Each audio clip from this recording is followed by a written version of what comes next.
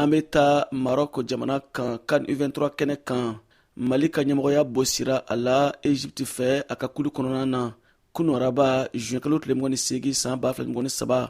Egypte ye se sɔrɔ Mali kan celu kelen kanankolo. A senatɔlanta ɲɔgɔndan tana kunu araba a bɛ don CAN U23 poule ɲɔgɔndan tile filanan hukumu kɔnɔ. Kuru 4 de bɛ Egypte bolo sisan boko 2 tɛmɛnen kɔ.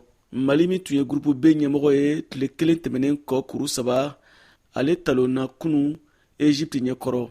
Sanga 11 na Egypte ye Mali jɔ lamaga. Sɛgɛnnafiɲɛbɔ waati bɛna se o cogo la jaabi tɛna yɛlɛma Mali ni Egypte ni ɲɔgɔn cɛ. Ɲɔgɔndan tako filanan fana bɛna ban kanankolo celu kelen Egypte kanu na. Jaabi tɛna yɛlɛma. Farankan bɛna di jalatigɛba fɛ o waati fana bɛna ban. Jaabi tɛna yɛlɛma.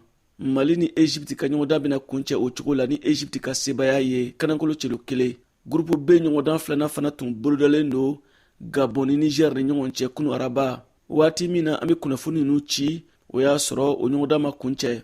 Mali ka boko sabanan CAN U23 kɛnɛ kan juillet kalo nata tile fɔlɔ don sinikɛnɛ sibiri Mali ni Niger de bɛna ɲɔgɔn sɔrɔ o kɛnɛ kan.